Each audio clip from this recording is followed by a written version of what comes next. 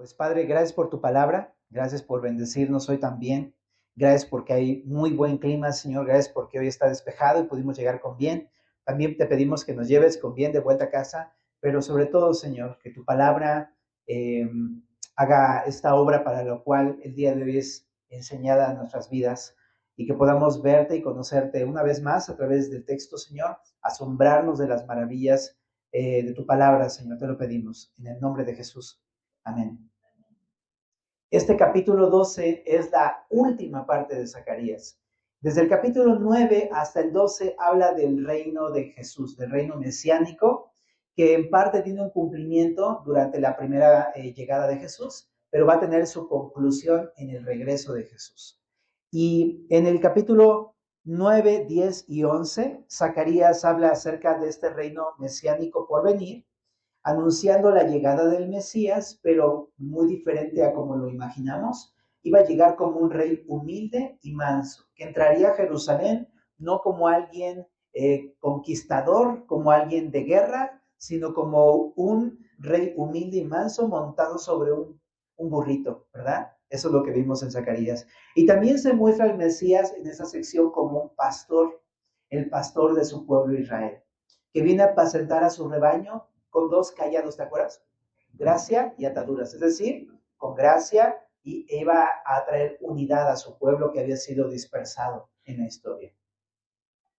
Sin embargo, el pueblo de Israel, en especial los mismos líderes de Israel, llamados pastores en esta sección, lo rechazan y sería, dice ahí, tenido por precio de 30 monedas de plata, ¿verdad? Lo cual, eso se cumplió también en Jesús. Por lo tanto, la hermandad del pueblo de Israel sería rota, el pueblo sería entregado a un pastor insensato, que habíamos dicho que no se sabe exactamente a quién se refiere, pero probablemente se refiere a algunos de los falsos maestros que vendrían en toda esta época posterior a la resurrección. Pero también quedan preguntas por contestar en esta sección. Una de las preguntas que tenemos que tener en mente para entrar a esta última parte de Zacarías es la siguiente. ¿Qué sucederá con el rebaño de Israel? Porque al final habla de que sería entregada a un pastor insensato. Entonces, como que te quedas con esa pregunta, ¿qué va a pasar con el rebaño?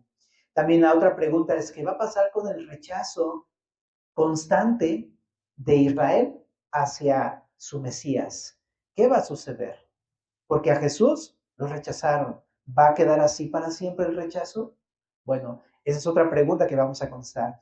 ¿Y qué va a pasar con el reino mesiánico? Porque al Mesías lo crucificaron. ¿Qué va a suceder? ¿Cuándo va a manifestarse por completo este reino del Señor? Entonces, en esta sección del 12 al 14 vamos a responder estas tres preguntas al menos, ¿no? Y vamos a ver la victoria final del Mesías en varios sentidos. En el sentido en el que el Mesías vencerá sobre sus enemigos de manera absoluta. También vamos a ver cómo cautivará el corazón de su propio pueblo que lo ha rechazado y ellos al final lo van a recibir. Pero también va a cautivar y va a limpiar el corazón de todas las personas, no solamente de su pueblo, sino en general, de toda la humanidad, y al final todos se someterán a su reino en su regreso. Eso es lo que vamos a ver en la última sección de Zacarías. Y vamos a empezar a leer del verso número 1 en adelante. Zacarías 12:1 dice: Profecía de la palabra de Jehová acerca de Israel.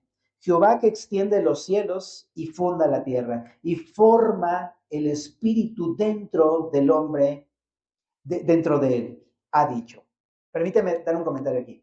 Se presenta a Dios, ¿no? En este primer versículo y se presenta como aquel que ha hecho los cielos. Dice que extiende los cielos, ¿verdad? Pero Él es el que hizo todo en el principio en Génesis. Habla de los cielos, de la tierra, pero no solamente es la creación, dice, Él forma el espíritu del hombre dentro de Él. En Génesis vimos cómo Él creó al hombre, ¿verdad? Y le sopló aliento de vida, ¿verdad? Y también hemos visto, ya lo hemos visto más adelante en los evangelios, cómo Él es el que al darnos su espíritu nos da vida, ¿no? Él es el que crea dentro del hombre el espíritu. Es impresionante el poder que tiene Dios, ¿verdad? Que tiene Jehová aquí. Y esto en el contexto del capítulo es importante porque al final va a terminar diciendo cómo cómo Él va a cautivar nuevamente el corazón de su pueblo, porque Él tiene el poder de regenerar por completo el espíritu de alguien. Él puede volver a hacer de la nada algo que no existe. Y eso lo va a hacer en el corazón del pueblo de Israel, ¿verdad? Bueno, entonces, dicho esto, viene el versículo 2, dice, he aquí, yo pongo a Jerusalén por copa que hará temblar a todos los pueblos de alrededor contra Judá en el sitio contra Jerusalén. Entonces, en esta sección, el Señor va a poner a Israel representado a través de varias metáforas o imágenes. Entonces, lo primero que vemos aquí es que en este capítulo vamos a llegar a un punto, y este punto es que en este capítulo vamos a ver a Dios defendiendo y liberando finalmente a su pueblo, destruyendo a todas las naciones y pueblos que los han oprimido y atacado. Pero algo particular es que Dios usa a su mismo pueblo para traer esta defensa y libertad, usándole de distintas maneras. Y una primer forma es como copa que hace temblar, el verso número 2. ¿Okay? Entonces, dice ahí que Dios va a poner a Jerusalén, hablando, Jerusalén habla del pueblo de Israel, pero pues como tú sabes es el corazón del pueblo de Jerusalén, de Israel. Y dice, lo voy a poner por copa que hará temblar a todos los pueblos. Entonces, para comenzar, la palabra temblar, ¿no? Es una palabra que se traduce como tambalearse por intoxicación. Es lo que, el efecto de alguien que le entra al vino, ¿no? Pues anda todo el tiempo caminando todo tambaleante, ¿no? Todo chueco, ¿no? Pues bueno, Jehová hará tambalear a aquellos pueblos que han asediado y atacado a Jerusalén y va a usar a la misma Jerusalén para hacerlo. Si estamos hablando del reino mesiánico de los últimos días, del regreso de Jesús, estos pueblos que llama aquí en el verso número 2 son aquellos que están alrededor de Jerusalén el día de hoy en la actualidad. Y de hecho, que van a permanecer estos pueblos hasta el regreso de Jesús. Entonces, específicamente se puede referir a los musulmanes que viven en esta época alrededor de Jerusalén. Y en general a pueblos que le rodean, ¿no? Por ejemplo, pienso en el Líbano, ¿no? Entre otros. Por ejemplo, están los que viven en Jordania, Cisjordania y toda esa región que los rodean, ¿no? Pero la mayoría de personas que son los opresores de Israel son precisamente los extremistas musulmanes. Entonces, probablemente se refiere a ellos, porque ellos son pueblos que han oprimido a esta ciudad. Y antes Jerusalén, está muy interesante porque antes Jerusalén, pues estamos hablando de la época de Zacarías, poquitos años antes, el mismo pueblo de Jerusalén fue quien tomó la copa del Señor, es decir, en el sentido de que se portaron mal, y entonces Dios permitió un castigo para la nación de Israel, ¿verdad? Digamos así, tomaron de esta copa. En la Biblia la copa puede representar juicio, ¿verdad? Sobre todo, por ejemplo, cuando ves pasajes como Apocalipsis y demás, donde habla de la copa de la ira del Señor, habla acerca de un juicio. Pero ahora, más bien Jerusalén va a ser la copa que Dios va a usar para juzgar a estos pueblos alrededor, ¿no? Muy interesante. Dios está transformando una nación. Pero ¿qué puedo aprender de este primer versículo, de esta primera metáfora de Jerusalén como copa? Bueno, que Zacarías nos muestra qué está haciendo Dios con su pueblo. Dios lo está transformando. Así como Israel, nosotros mereceríamos tomar la copa de la ira de Dios. Eso es lo que nosotros nos merecemos. Pero ¿qué pasó? ¿No? Llega Jesús en su primer manifestación, en su primera venida. Y Jesús tomó la copa de Dios, la copa de la ira de Dios que nos correspondía a nosotros en nuestro lugar. En Juan 18:11, por eso dice Jesús a Pedro, la copa que me ha dado el Padre no la he de beber. Precisamente hablaba del juicio, ¿no? Y es algo que hizo Jesús. Para que tú y yo no seamos juzgados, Él tomó esa copa del juicio. Ahora, nosotros, al creer en Jesús, entonces ya no tenemos que beber del juicio de Dios, ya no tenemos que probar el juicio de Dios. Al creer en Jesús somos perdonados, somos justificados, somos libertados, ¿no? Tanto de la paga del pecado, como del poder del pecado, como de la presencia del pecado, lo seremos en un futuro. Tenemos perdón, ¿no? Pero qué increíble lo que está haciendo Dios en nuestras vidas, porque no solamente es algo que ya experimentamos, ahora también, así como Israel lo transforma en la copa, a la iglesia el día de hoy la transforma precisamente también en la copa. ¿En qué sentido? Que ahora nosotros somos el instrumento que Dios ocupa para poder llevar precisamente este mensaje del Evangelio a otras personas. Jesús derramó su sangre, la cual es representada en el Nuevo Testamento como el vino de la copa, precisamente para que nosotros no muramos, ¿verdad? Él derramó su sangre para que tú y yo no muramos. Y somos los instrumentos que Dios ocupa el día de hoy para mostrar este mensaje a todos. Es decir, en cierta manera le estamos dando a beber a otros la copa, pero no de la ira, sino dándoles a beber lo que hizo Jesús para que lo conozcan y también ellos sean perdonados. Esa es una imagen que lo vemos en la Santa Cena. Cuando dice en Corintios 11, ¿no? Que cuando comemos del pan, ¿no? Es una representación de lo que hizo Jesús, ¿verdad? Entregó su cuerpo para ser molido. Pero cuando bebemos de la copa es una representación de que Jesús derramó su sangre, la sangre del nuevo pacto. Y la bebemos simbólicamente, ¿no? No es que sea sangre, nos guste la sangre o algo así, ¿no? O sea, bien vampiros o algo así. No es eso, ¿no? Sino simplemente es precisamente, a nosotros nos sabe dulce porque es puro jugo, pero a Jesús fue el juicio, la ira de Dios. Y nosotros estamos anunciando que Jesús murió por nuestros pecados para perdonar nuestros pecados a toda la gente a nuestro alrededor. Y les damos a beber lo dulce, mientras Jesús probó lo amargo. Entonces, qué increíble, o sea, en ese sentido somos esta copa, ¿verdad? En ese sentido vamos a probar esta copa a otros, pero no la de la ira, sino la del sacrificio de Jesús.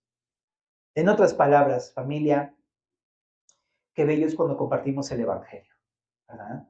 Y debemos compartirle a otros que Jesús pagó sus pecados, que ya no tienen que vivir con culpa, que ya no tienen que vivir esclavos del pecado, que ya no tienen que experimentar el castigo divino, que ya no tienen que cargar con todo eso que hemos venido cargando desde hace muchos años atrás.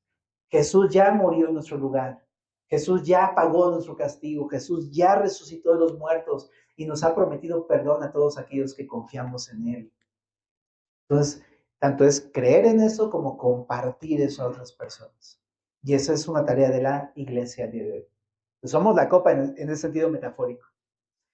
Siguiente imagen, verso 3, dice, estamos en Zacarías 12, 3, dice, y en aquel día, ahora, cuando habla de aquel día, ¿de qué habla? Es una imagen de Joel.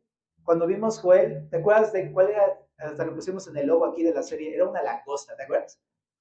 Cuando vimos Joel, hablaba precisamente de un concepto judío que era el día del Señor, pero la abreviatura es aquel día, así se le llama en otras porciones de los profetas en general del Antiguo Testamento y del Nuevo Testamento, de hecho también.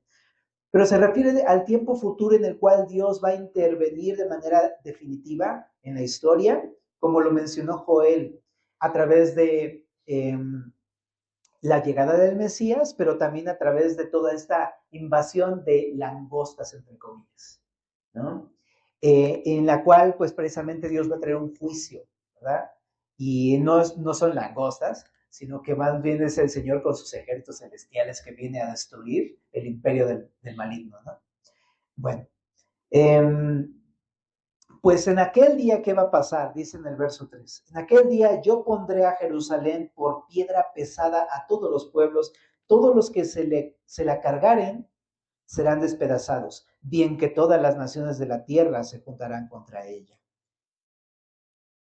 Bueno, entonces esto que leemos aquí es que en aquel día Dios va a convertir a Israel también en una segunda imagen, en una roca, dice acá, en una piedra pesada, cuando habla de una piedra pesada, habla de una roca muy grande, ¿ok? Em, pero ¿en qué sentido lo dice? En el sentido de que Israel será, como lo es una gran roca, inconmovible. No será perturbado jamás, como lo ha pasado en la historia. Va a permanecer firme. Al decir que Jerusalén será una gran roca para todos los pueblos en este versículo, por supuesto, significa eso. Ahora, ¿por qué lo dice? Porque en toda la historia Israel ha sido el más como vulnerado, ¿no? Atacado, asediado, ¿no? Y tú sabes, o sea, han pasado casi 2 milenios en que pues lo movieron, o sea, se dispersó Israel por todas las naciones después del 70 después de Cristo en la invasión de Tito, el emperador. Entonces, ahorita regresa a su tierra y siguen atacándolo. Entonces, en aquel día no va a suceder eso. Va por fin a ser un lugar inconmovible, un reino inconmovible. Y, eh, y también, no solamente va a ser un reino que no se va a mover, sino también va a significar la bendición y la firmeza para todos los pueblos alrededor. O sea, el hecho de que Israel sea firme va a ser algo bueno para los demás. Qué tristeza que el día de hoy no lo veamos así muchas veces, ¿verdad? Sino más bien vemos a los judíos, ¿no? O el mundo ve a los judíos, más bien, como una amenaza o como algo malo para ellos, cuando debería verse como es la bendición para toda la tierra. Porque en Génesis 12, Dios dijo que a través de Abraham serían benditas todas las familias de la tierra. Pero en aquel tiempo eso sí va a suceder. Cuando por fin esté firme Israel, él va a ser una bendición y una gran roca de firmeza para todas las naciones. Entonces, aquellos que intenten moverla serán despedazados de la misma forma en la que es despedazado un hombre que intenta cargar una gran roca. Pues piensa en la imagen, ¿verdad? Inténtate cargar algo, vas a ver cómo te va a aplastar.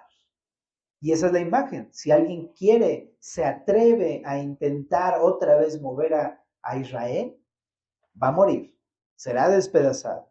Ahora, en los últimos días, no solo los pueblos, sino que todas las naciones van a juntarse contra Jerusalén. Entonces, qué loco. Aquí habla de pueblos, pero también dice, no obstante, todas las naciones van a querer hacer eso.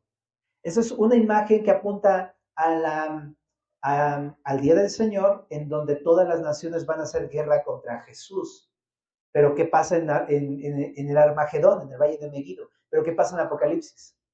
Jesús con el solo resplandor de su venida y con la espada de su palabra va a destrozar a todos sus enemigos. Entonces, qué triste, porque todos se van a querer juntar para otra vez remover a Jerusalén, para querer remover al reino del Señor y van a ser despedazados. Entonces, una anticipación de la batalla de Armagedón. ¿Qué entiendo de este pasaje? Una aplicación para nosotros. Jesús es llamado aquí la roca, ¿verdad? Porque habla del Mesías. Él va a ser la roca, ¿no? En 1 Corintios 10:4 llama a Jesús, el Mesías, la roca. Así le llama. Y también le llama la piedra angular, el cimiento o fundamento. Le llama de varias formas así. Pero cuando pensamos en algo así como la roca, por supuesto, habla de firmeza, habla de algo inconmovible, habla de algo seguro, como cuando construyes tu casa sobre la roca, ¿no? Algo que se mantiene seguro y tú puedes estar ahí arriba y estar bien, firme, seguro, protegido, porque estás sobre la roca, ¿verdad? Pero me encanta porque cuando nosotros estamos en la roca, entonces somos bendecidos con todas las bendiciones de esta roca. Seguridad, firmeza, cuidado, ¿verdad? E incluso podemos edificar nuestras vidas sobre la roca de manera segura, ¿verdad? Entonces, eso me encanta de esta sección, ¿no? De alguna manera, lo que está mostrando es que eh, solo Jesús es esa roca y podemos tener esa firmeza en Cristo. No hay manera de estar firme en nuestras vidas si no es en Jesús. Ajá. Ahora, no solamente eso, Él nos ha convertido, dice Primera de Pedro 2:5, en piedras vivas. Ajá. Entonces, esto lo leemos en Primera de Pedro. Déjame ir para allá rápidamente.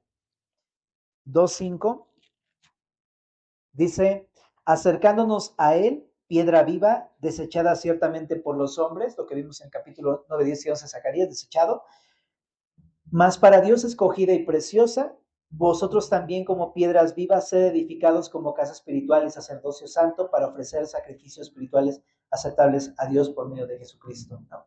Lo que está mostrando precisamente es que Él es la roca, pero a todos aquellos que creemos en Jesús, Él nos convierte también metafóricamente como en piedras vivas. No somos la roca, solamente somos piedras más pequeñas, pero vivas. Ajá. Pero nos llama así en el sentido de que podemos ser edificados por Jesús. Uh-huh.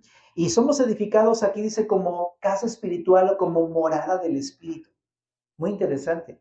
Y es cierto, porque toda la iglesia, los que creemos en Cristo, el Espíritu habita en nosotros, ¿no? Y el Espíritu y Jesús nos edifican como iglesia y como persona también, de manera individual. Y también como sacerdocio santo, es decir, podemos tener ahora el privilegio y la capacidad de adorar a Dios, ¿no? Es algo increíble, ¿no? Ya no hay un templo como el templo de Jerusalén, ahora el templo somos la iglesia.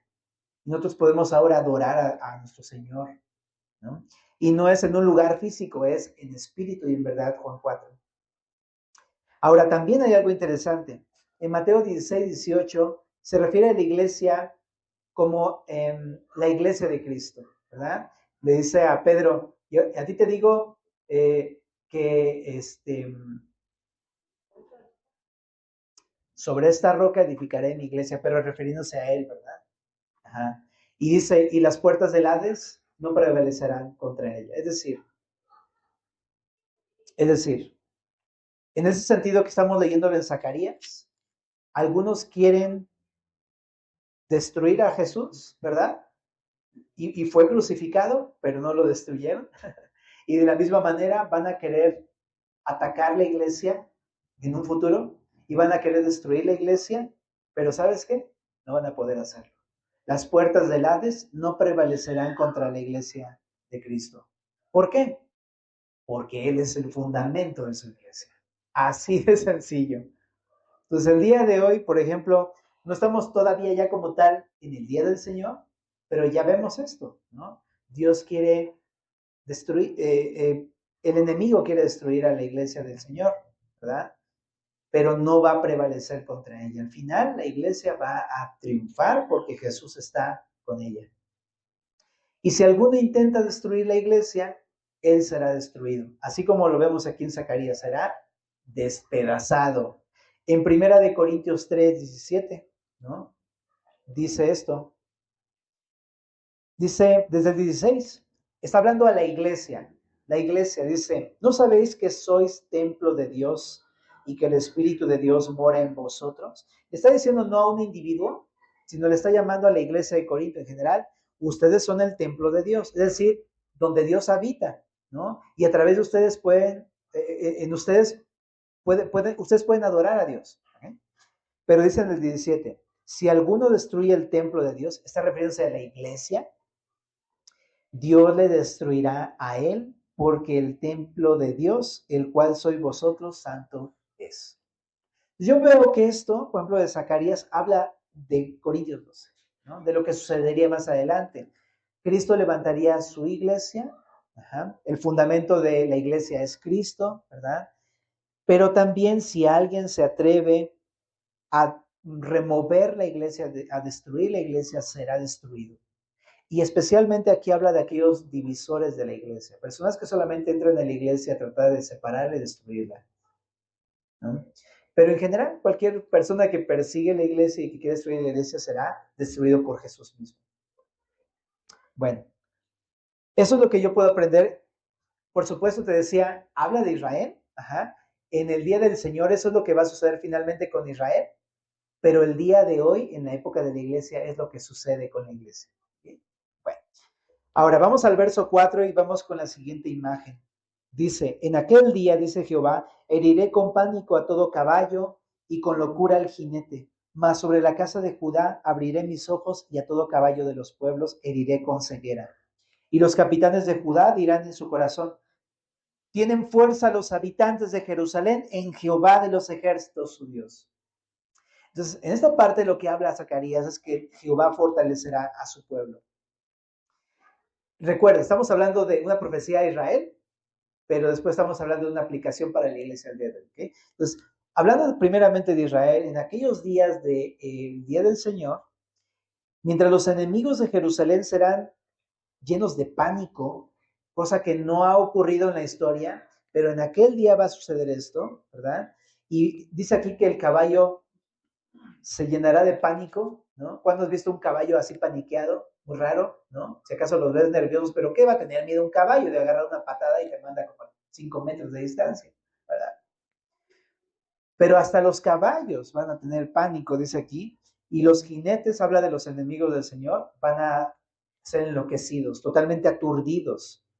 Pero mientras esto sucede en el día del Señor, por otro lado, el pueblo de Dios que ha sido atacado, vulnerado, oprimido, ¿no? Asediado, serán fortalecidos.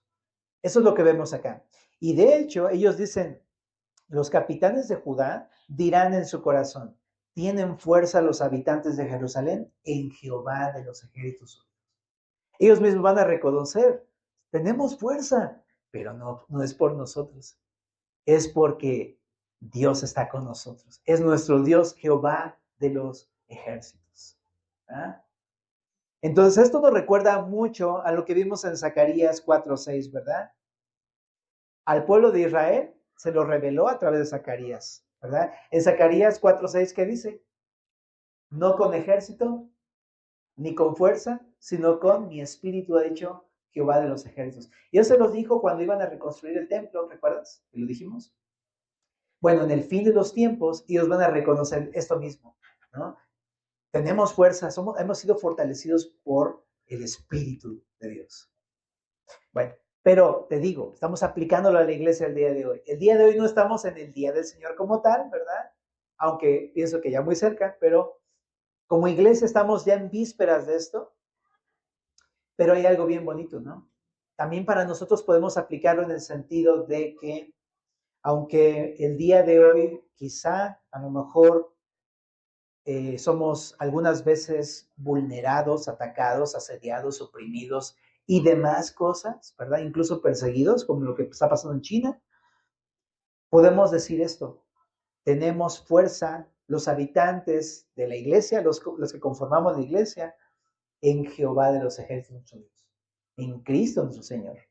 Él nos ha dado su Espíritu Santo. ¿Verdad? En Hechos 1:8, por eso Jesús decía, recibiréis poder, dunamis, poder de Dios, cuando haya venido sobre vosotros el Espíritu Santo, y me seréis testigos. También en 2 de Corintios 12:9, cuando Pablo habla de la debilidad de la iglesia, de la debilidad humana, le dice Pablo al Señor, yo he pedido que me sane 3 veces, pero me ha contestado, bástate mi gracia, porque mi poder se perfecciona en la debilidad. Lo que está diciendo es el mismo punto. El día de hoy somos débiles, somos vulnerables, pero en nosotros mora el poder del Espíritu Santo. ¿Mm? Y podemos experimentar la fuerza del Espíritu Santo y reconocer que es Dios. El día de hoy como cristianos podemos hacerlo. ¿Mm?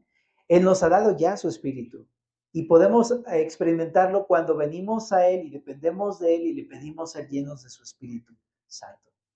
Entonces, aunque yo soy débil, Dios es fuerte, ¿no? Aunque yo no soy capaz, Dios me ha dado su Espíritu, el que me capacita para toda obra, ¿verdad?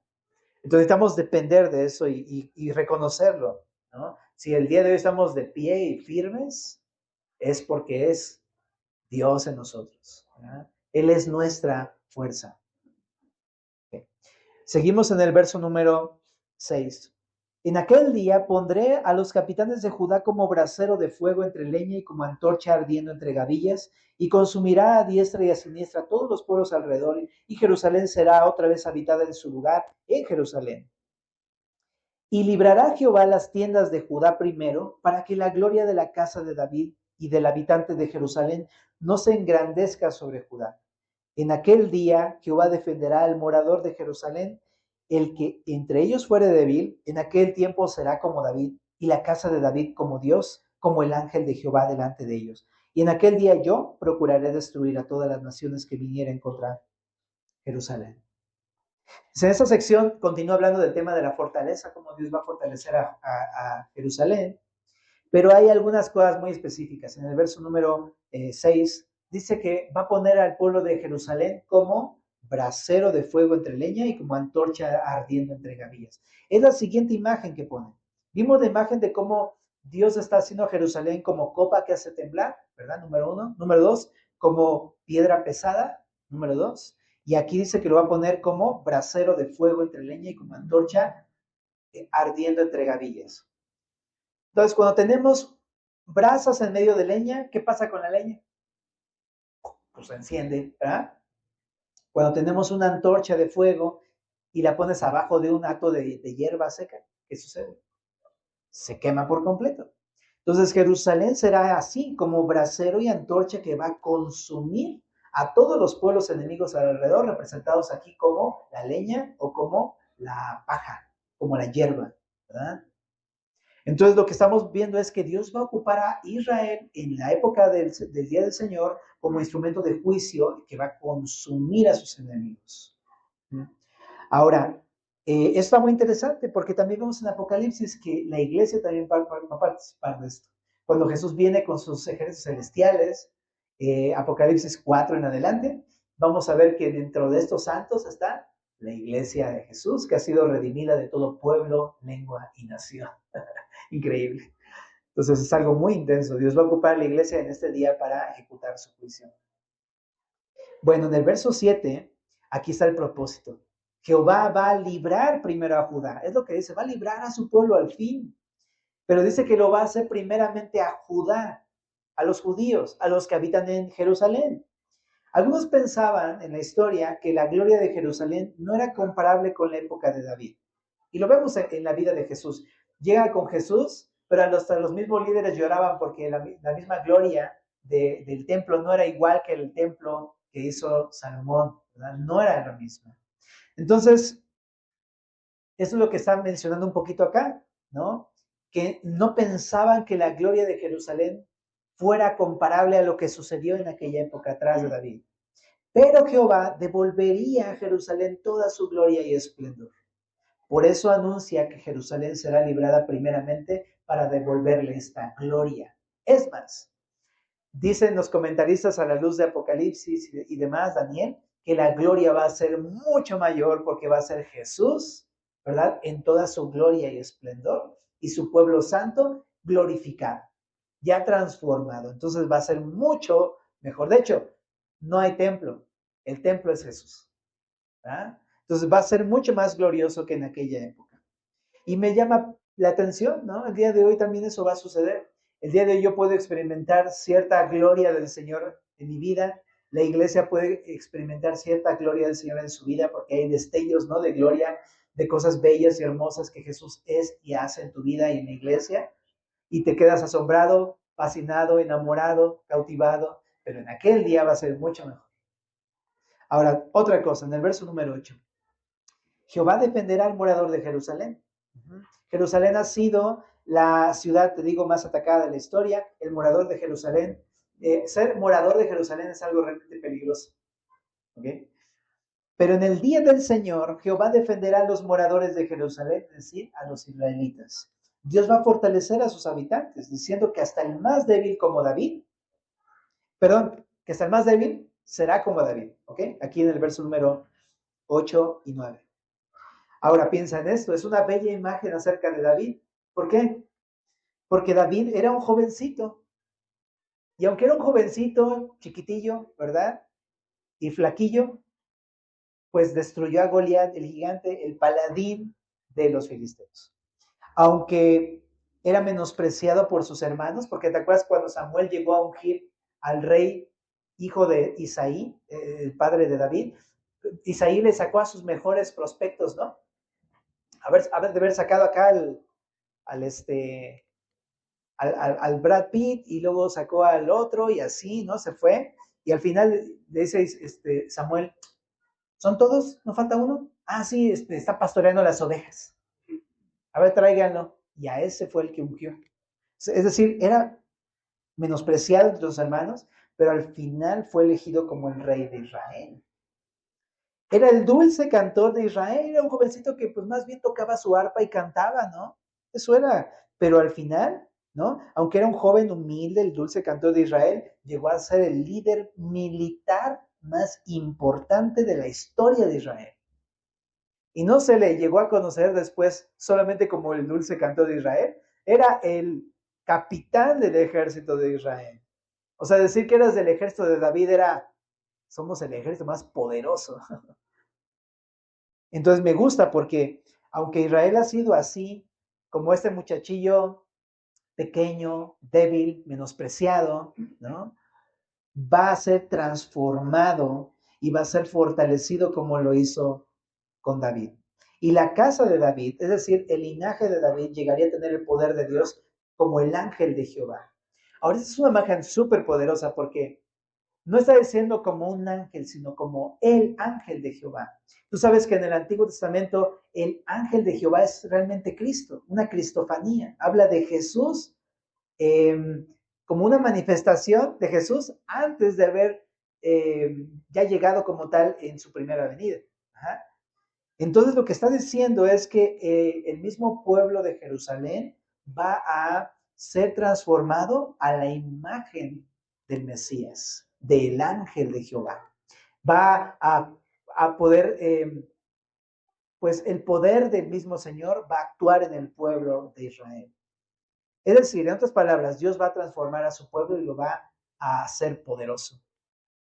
Te decía que hace unos años, ya como 14, fuimos a Israel, y eso es algo que ya empieza a hacer el Señor, por supuesto, se va a cumplir en el día del Señor, pero a mí me asombró muchas cosas. Para empezar, todos los israelitas son parte del ejército de Israel. O sea, no hay uno que no, todos, hasta las mujeres, ¿ok? Y aquí nos quejamos que porque nos mandan al servicio militar, pero allá todos, o sea, y una de las cosas que a mí me asombraron es que las mujeres, ¿no? Que entonces, bueno, no son tan fuertes como un varón, cargaban su metralletota y las veías caminando ahí en la ciudad. Y, o sea, tú sabías que no me meto con ellas, ¿sabes? No, porque sabes de qué son capaces. O sea, y digo, wow, o sea, hasta el más jovencito ahí andaba con su super mega rifle así súper potente, su escopeta, o sea, no te acerques. Pero me puse a pensar, ¿cómo Dios ha empezado a capacitar a este pueblo que ha sido tan vulnerable y tan débil en algo demasiado poderoso en cuestiones militares y cosas así? El día del Señor va a pasar algo así, ¿no? Lo va a súper fortalecer, por así decirlo. Pero ¿qué puedo aprender de esto para mí? Pues bueno, nosotros somos la iglesia, ¿no? Y cuando llegamos a la iglesia, ¿verdad? Y cuando comenzamos a conocer a Jesús, pues no somos ni fuertes, ¿verdad? Ni somos muy valientes, ni somos muy poderosos, sino que a lo vil y menospreciado escogió Dios y a lo que no es. ¿Para qué? Para avergonzar a lo que es, ¿verdad? Y me encanta porque eso es lo que está haciendo el Señor. Nos está transformando de gloria en gloria. En 2 Corintios 3, verso número 17, dice, porque el Señor es el Espíritu, y donde está el Espíritu del Señor, allí hay libertad. Por tanto, nosotros todos mirando a cara descubierta como en un espejo la gloria del Señor, somos transformados de gloria en gloria en la misma imagen como por el Espíritu del Señor. Es decir, que cada vez que contemplamos a Dios en la faz de Jesús, ¿no? Y podemos conocer a Jesús, somos transformados más a su gloria, a su imagen. Ajá. Y eso es algo que está haciendo el Señor. Es decir, una persona cobarde, una persona que huye de cualquier cosa, de repente es transformada cada vez más en una persona tan valiente como lo fue David. Increíble. Una persona que a lo mejor no tiene nada de fe, ¿no? Y de repente cuando va pasando el tiempo y conoces más a Jesús, te vuelves una persona totalmente más robusta en tu fe, ¿verdad? Confiada en el Señor. Una persona que es totalmente insensata, presente Josué para servirte, de repente empieza cada vez que conoce a Jesús, ¿no? Y creo que todos juntos lo podemos ver en nuestras vidas, Dios nos hace sabios.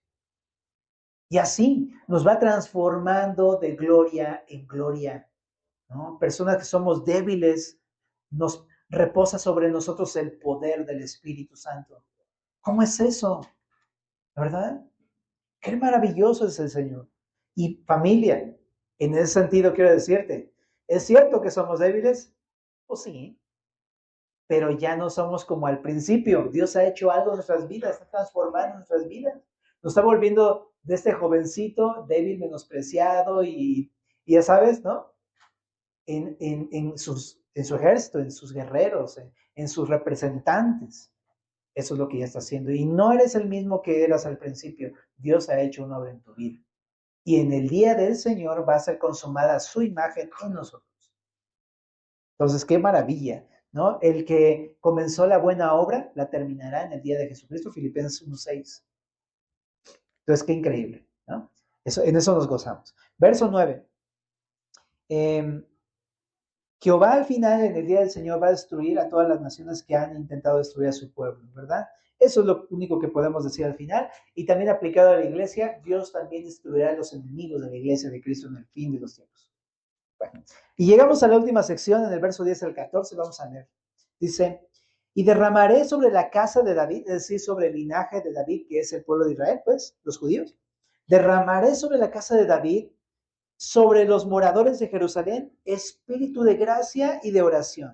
Y mirarán a mí a quien traspasaron y llorarán como se llora por hijo unigénito, afligiéndose por él como quien se aflige por el primogénito. En aquel día habrá gran llanto en Jerusalén como el llanto de Adad Rimón en el valle de Megiddo, y la tierra lamentará cada linaje aparte, los descendientes de la casa de David por sí y sus mujeres por sí, los descendientes de la casa de Natán por sí y sus mujeres por sí, los descendientes de la casa de Leví por sí, sus mujeres por sí, los descendientes de Simei por sí y sus mujeres por sí, y todos los otros linajes cada uno por sí y sus mujeres por sí. ¿De qué está hablando? ¿Sabes? El Señor va a tener una rotunda victoria sobre sus enemigos en el día del Señor, ¿verdad? Todos aquellos que han querido destrozar a Israel. Pero Jesús va más allá en este texto porque lo que nos muestra es, pero Dios hará una gran obra en el corazón de Israel. No solamente va a destruir a sus enemigos, va a cautivar a el corazón de su propio pueblo, cosa que no ha sucedido el día de hoy. Tú sabes que desde que Jesús vino, su pueblo rechazó al Mesías. Es lo que estábamos viendo en la parte anterior de Zacarías. Y cuando vino Jesús, no creían en él. Los mismos fariseos, los escribas, los doctores de la ley, ¿verdad? Los líderes, los sacerdotes los rechazaron. Y la pregunta que estábamos por contestar, ¿sucederá esto para siempre? ¿El rechazo será eterno, permanente? No. En un momento futuro, en el día del Señor, el Señor va a rescatar a su pueblo de Israel de corazón. Va a ser una obra en el corazón de los israelitas. De hecho, el día de hoy me asombra ver mucho cómo está pasando todo eso ya en el pueblo judío. Cómo empiezan a predicar los mismos judíos al pueblo de Israel y muchos israelitas se quedan pensando así de, caray, sí es cierto, ¿no? La escritura pareciera que se cumple en Cristo y todos empiezan así como, sí es cierto, ¿no? Es impresionante ver esos videos, a mí me encanta porque me emociona la idea de que el pueblo de Israel empieza a despertar porque eso significa nuestra redención, ¿no? Pero bueno, pero les dice este versículo que también habla, se repite en Juan 19. Dice, mirarán a mí, a quien traspasaron, y llorarán como se llora por el Hijo unigénito, afligiéndose por él como quien quiere, como quien se aflige por el primogénito. Entonces, hasta el momento te decía, no reconocen al Mesías los judíos, pero en el día del Señor, dice aquí, mirarán a mí. Como sabes, es un versículo mesiánico. Verán al Mesías, pero ¿qué dice del Mesías? Dice, al que traspasaron. ¿Y a quién? Es a quien traspasaron. ¿Y cuándo le traspasaron? Pues vamos a Juan. En Juan capítulo 19, ahí es donde se cita este mismo pasaje cumplido en Cristo. Dice así, en el capítulo 19 de Juan, verso 33. Después de haber crucificado a Jesús y que Jesús dijo, consumado es en la cruz, entonces dice aquí, mas cuando llegaron a Jesús, como le vieron ya muerto, no le quebraron las piernas, pero uno de los soldados le abrió el costado con una lanza y al instante salió sangre y agua. Y el que lo vio, es decir, Juan es el que está escribiendo este evangelio, el que lo vio da testimonio y su testimonio es verdadero y él sabe que dice la verdad para que vosotros también creáis, porque estas cosas sucedieron para que se cumpliese la escritura. ¿No será quebrado hueso suyo? Y también otra escritura dice, mirarán al que traspasaron. Justamente habla de cómo lo traspasaron con una lanza en su costado. Esta profecía entonces se cumple en Jesús y es precisamente el sentido que le da Zacarías. El Mesías sería traspasado con una lanza y eso se cumple. Entonces, imagínate qué impacto. Van a ver los judíos precisamente aquel a que traspasaron y van a llorar, van a lamentarse, van a afligirse. En Apocalipsis 1 está el momento en que va a suceder esto. Apocalipsis 1, verso número 7, precisamente habla del momento en el que Jesús se va a manifestar en el día del Señor. Dice, he aquí que viene con las nubes y todo ojo le verá, y los que le traspasaron, y todos los linajes de la tierra harán lamentación por él. Sí, amén. Es decir, este es el momento cumbre de la historia humana. Jesús va por fin a venir. Y así como lo vimos también en Lucas, va a venir y va a primero venir en las nubes, ¿verdad? También Tesalonicenses 4 dice que va a ser el rapto y seremos arrebatados juntamente con él en las nubes. Daniel también habla que va a venir en las nubes, ¿no? Ese es justamente el momento en el que va a venir. Parece ser que es el momento en el que comienza la última semana de Daniel. Ajá. Precisamente, aunque algunos piensan que la última semana de Daniel va a comenzar un poco antes y que a la mitad de la semana es precisamente donde Jesús va a manifestarse, ¿verdad? Es difícil decir exactamente el momento en el que va a ocurrir esto dentro de la última semana de Daniel, si el principio o el medio, ¿ok? Pero el punto es que en este momento es cuando los judíos van a verlo y van a saber que es Jesús y entonces van a entender. Nunca antes habían entendido, nunca antes lo habían reconocido, pero en este momento en el que Jesús se va a manifestar, entonces van a verlo con sus ojos, van a lamentarse y van a llorar y van a afligirse. Imagínate qué impacto, ¿no? Era Jesús al que traspasamos, era Jesús al que entregamos, al que crucificamos. Y van a llorar, ¿no? Pues qué impactante profecía, qué impactante en verdad, ¿verdad? Se van a afligir y se van a arrepentir.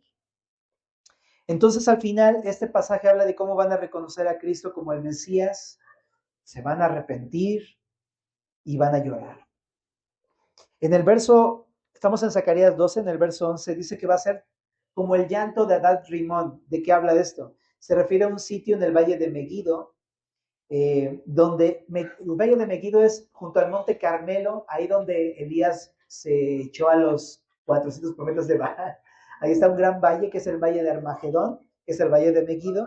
Pues bueno, ahí el pueblo de Israel lloró en la muerte de un rey muy piadoso en la época de los reyes llamado Josías.